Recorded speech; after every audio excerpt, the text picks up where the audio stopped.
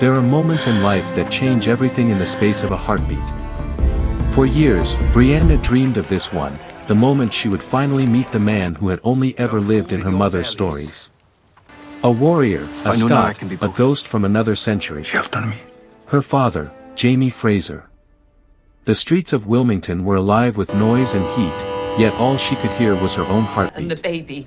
Every sound blurred into the rush of her footsteps as she hurried through the crowd, her eyes scanning faces she didn't recognize, searching for the one she'd imagined since childhood.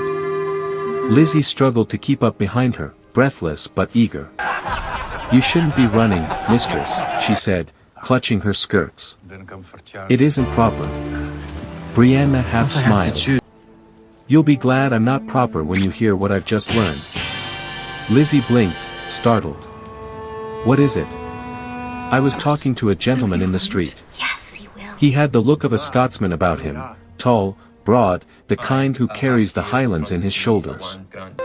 He told me there's a man here in Wilmington, a Scotsman with the same name I've whispered to myself since I was a girl." Lashes. Lizzie frowned, puzzled. "And what's he to you?" Brianna turned to her, voice trembling. "Everything. Those years touch He's my father." gives me joy. Lizzie's eyes widened, a mix of awe and disbelief. As I do. "Your father? Here." We won't Brianna be here nodded. long. The man said he's been seen near the Cape. A Mr. Fraser. The sound of that name made her chest tighten. For a moment, she couldn't breathe. The name she'd carried across time, through stories and tears, was now alive, walking somewhere nearby. "Then what are we waiting for?" Lizzie whispered. All those years. Without answering, Brianna started running again, her boots striking the cobblestones like a heartbeat echoing through destiny. Any man can be a... The streets seemed endless. Every corner brought a new wave of faces, but none with the familiar warmth she longed for. Finally, she stopped by a dock, gasping for air. A worker glanced her way. She steadied her voice. "Excuse me. Have you seen a tall Scotsman here? Red hair. Strong build. Carries himself like a man who's seen battles." The man nodded slowly. He was here not long ago." Went round back. Her breath caught. That was enough. She didn't wait another second. Her legs carried her forward before her thoughts could catch up, driven by something greater than reason, the pull of blood, of belonging, of fate. Jamie's mind was a storm. He could still feel the ghost of her voice echoing in the air. "My name is Brianna. I'm your daughter." The words sank into him like sunlight after years of shadow. His world, once hardened by battles and loss, began to soften. He stared at her face, studying every feature as if afraid she might vanish. The curve of her cheek. The way her chin lifted when she met his gaze. Claire's eyes. His own fire. For a long moment, neither of them spoke. The world had gone still. Even the sounds from the harbor seemed to fade, leaving only the sound of breath, uneven, trembling, real. Then, as if pulled by some invisible thread, he stepped closer. His voice broke in a whisper. "It's you. Truly you." Brianna's eyes shimmered with tears she could no longer hold back. "It's me, duh." At that word, his strength gave way. He reached out and drew her into his arms, holding her as though trying to make up for 20 lost years in a single embrace.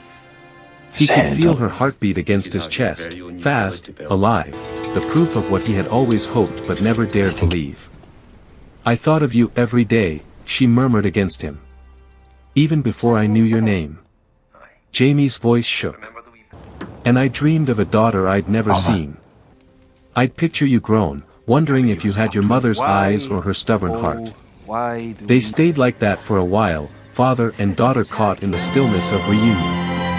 When he finally pulled back, his hands lingered on her shoulders, as though afraid she might fade away if he let go. "You've your mother's spirit," he said softly. "And more courage than I can claim." Brianna smiled through tears. "She taught me to be brave. But it was you I took after when it came to being stubborn."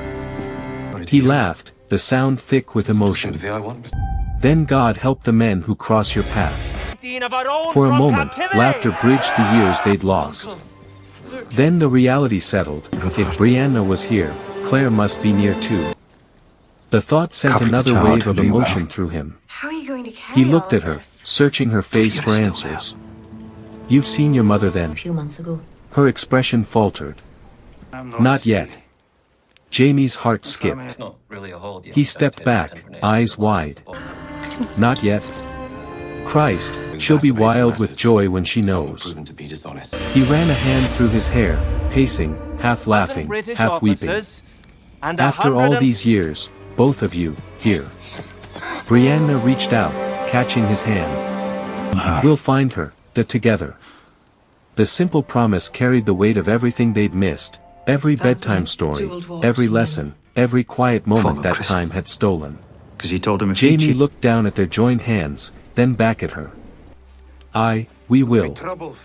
And this time, nothing will keep us apart. For the first time, Brianna saw in him not the legend her mother had spoken of, but a man, flawed, kind, and deeply human. And as the sun dipped low over Wilmington, they stood there, a father and daughter meeting at the edge of history, bound by love that even centuries couldn't break. The wind off the river had turned soft by the time they began to walk. Jamie kept glancing at her as though every step might still be a dream that could dissolve into mist. Brianna noticed it, and her smile was tender, almost teasing. You keep looking at me as if I might vanish, she said. He shook his head slowly. I'm only trying to believe the truth of it. A man can wake each day to battle or hardship, but this feels like grace. They stopped beside the water. The light caught the red in his hair, the same shade that gleamed in hers. For the first time, Brianna felt the world settle. The ache that had followed her across time began to ease. I used to wonder, she said quietly, if I'd ever belong anywhere. I want us to be left alone. Mom spoke of you like you were made of stories and storms. I didn't know how much of you lived in me until this moment. Jamie's gaze softened. And I used to wonder if a child born of such love could still know her father's heart. Seems she does. He reached out and brushed away a strand of hair from her face, studying her like she was a map that led him home. You've the look of both of us, he murmured. But there's something else. Something that's yours alone. Strength that no one gave you. You forged it yourself. She smiled, eyes bright with unshed tears. Maybe that's what it means to be a Fraser. Jamie nodded. It's in the blood. Stubborn hearts that keep loving even when the world burns. They both laughed softly, the sound rippling across the water like a song. Silence followed, but it wasn't empty. It was full, of all the words they didn't need to say. Of all the years they could finally stop mourning. Jamie's voice broke at first. Your mother will want to see you. She'll cry, and I'll not mock her for it. For once. Brianna chuckled. She'll cry, and then she'll scold me for doing something reckless.